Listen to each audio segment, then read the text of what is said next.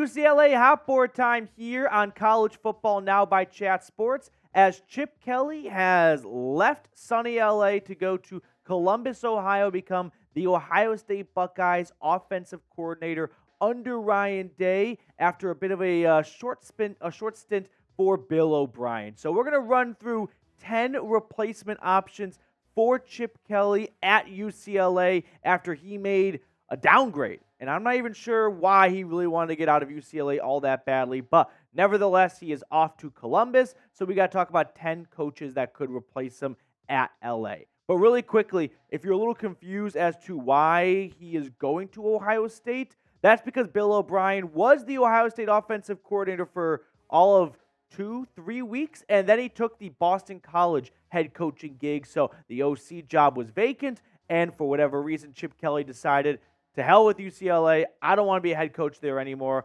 I want to go to another Big Ten school in Columbus and be their offensive coordinator, because look at all the talent OSU is producing.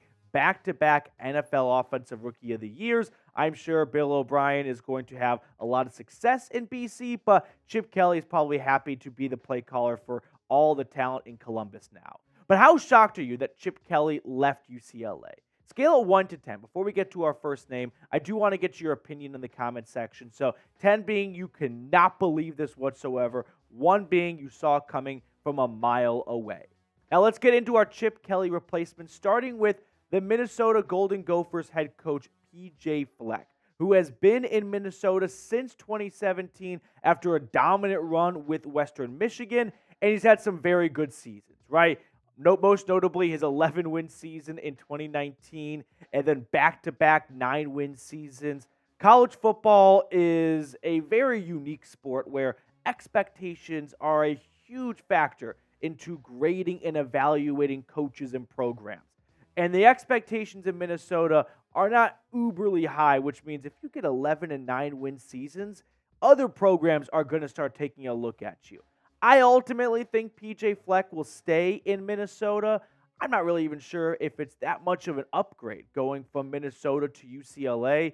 Yeah, you get to get out of the cold, you get to throw your jackets away, and you get to live in sunny California. But if we're just talking program-wise, is UCLA that much of a better job than Minnesota?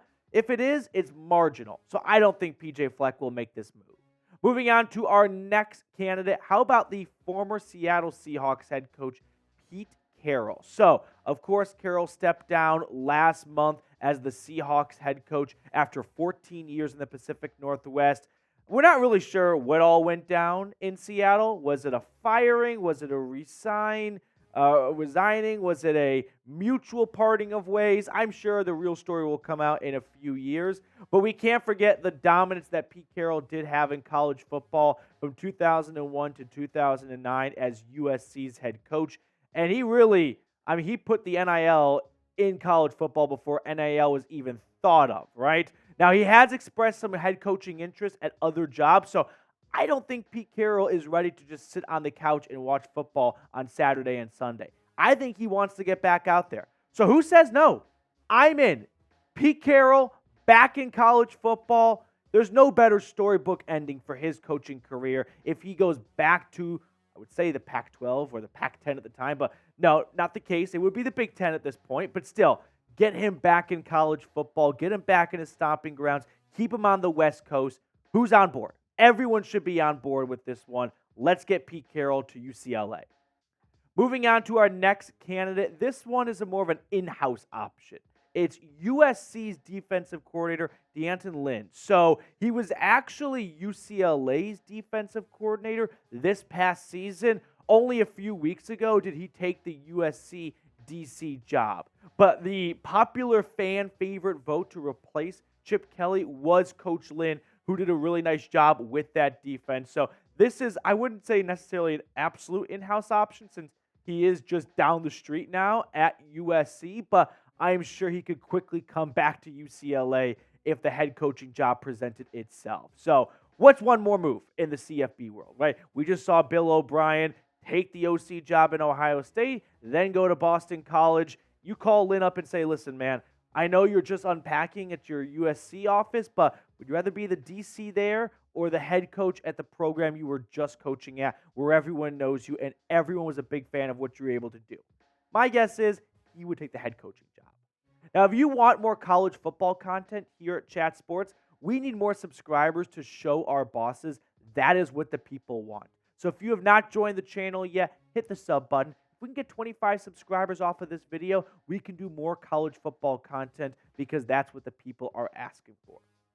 Moving on to our next candidate, this is the BYU head coach who has done a really good job so far in Provo for a good stretch here. And I think this is your let's throw a ton of money at him candidate, right? See if he takes the job. Because what he's able to do at Provo, at BYU, and make them a competitive team for a couple of years now, I think he's definitely going to catch some interest. He has gotten coaching interest before, ultimately has stuck at Provo, but I don't know if you have to write he's not blank check worthy, don't get me wrong, but I do think this is one of those candidates we go, hey, what would it take to get you out of Utah and into California?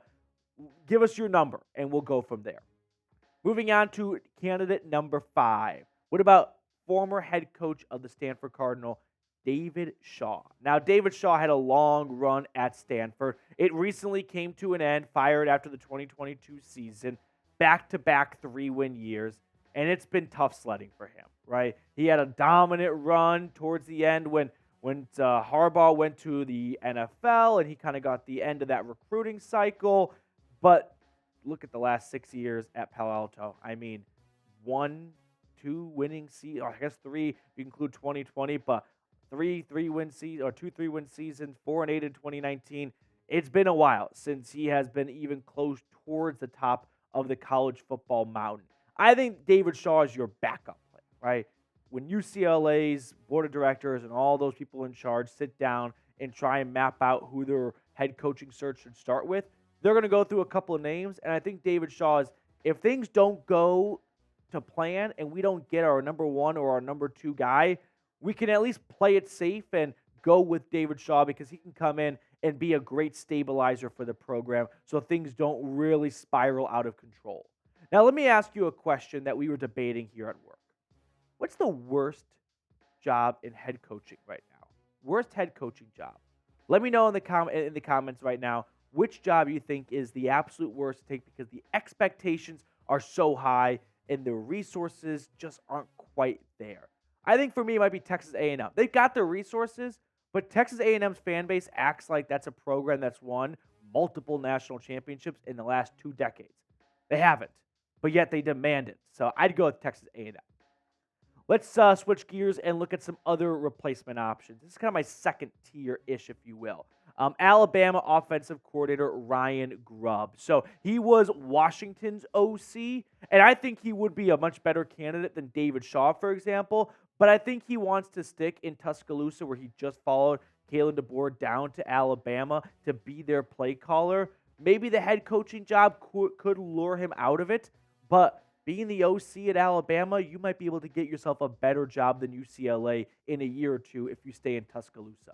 Now, we're going to look at some other replacement options in just a moment, but really quickly, today's show is sponsored by Prize Picks. If you are looking to get some extra fun in on Sunday while watching the big game, well, make sure you download Prize Picks today because Prize Picks is the best daily fantasy sports app out there. You pick 2 to 6 players and then choose more or less on their projected stats. So let me show you what I'm talking about. For Sunday's game, I'm taking the more on Patrick Mahomes' passing yards at 0.5. That's what they're offering it, 0.5. They're just giving it to you. So then I'll take the more on Isaiah Pacheco at half a rushing or receiving touchdown combined. And then finally, the more on Brock Purdy at 248.5 passing yards. So if you like my selections, feel free to ride with me by going to prizepicks.com/CLNS and use code CLNS for a first-time deposit match up to $100. That link is in the comments and description of today's video. Prize Picks, daily fantasy sports made easy. Moving on to our next replacement option, it is the UTSA Roadrunners head coach, Jeff Traylor. The interesting thing about Coach Traylor is he's gotten a lot of attention lately because he has made UTSA, which was kind of a mid group of five team, into a pretty notable group of five team.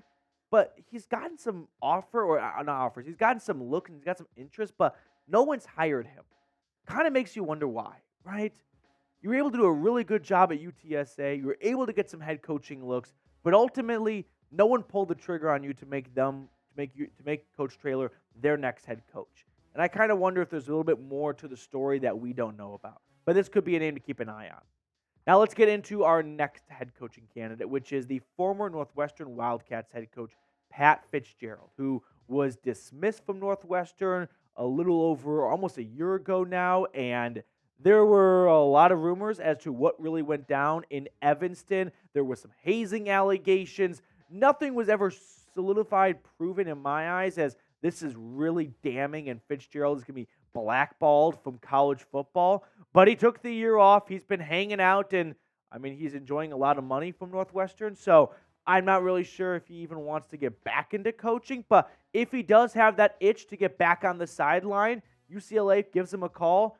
He was able to take a Northwestern program that was towards the bottom of all FBS and make them a bowl-winning team with not a ton of resources to work with and some tough parameters to recruit in when you're coaching at a notable, prestigious school like Northwestern with very high academic rigors to get students on campus with. Moving on to candidate number 9, former Florida Gators and Mississippi State head coach Dan Mullen. If Coach Mullen is getting a little tired of the college football pregame show life and he wants to get back on the sideline, this could be a great opportunity. I think Coach Mullen had a lot of success when he was in Starksville with Dak Prescott and the Mississippi State Bulldogs. He had some good moments in Florida State. Ultimately, a shoe being thrown against LSU kind of cost him his job in a way. So Dan Mullen, keep an eye on him. This could be a bit of a long shot for UCLA, but if he's itching to get back into the coaching world and this opportunity presents itself when it wasn't expected here in mid-early February, this could be his best chance. And finally, we're going to go with a Texas football head coach, Eric Taylor, because I'm thinking about UCLA making the jump from Pac-12, West Coast, over to the Big Ten. And if they're going to play November games in Iowa City or in East Lansing, Michigan, it's going to be physical. That candy-ass style of football might work on the West Coast, but it's not going to work in November and December in Big Ten country. So Coach Taylor could come in and be an absolute culture installer for getting a brand of physicality in UCLA. So let me know who you think UCLA will hire. We'd love to get your opinion down below in the comment section to wrap up today's show. So don't be afraid. Shoot your shot down below. If you get it wrong, oh well, who cares?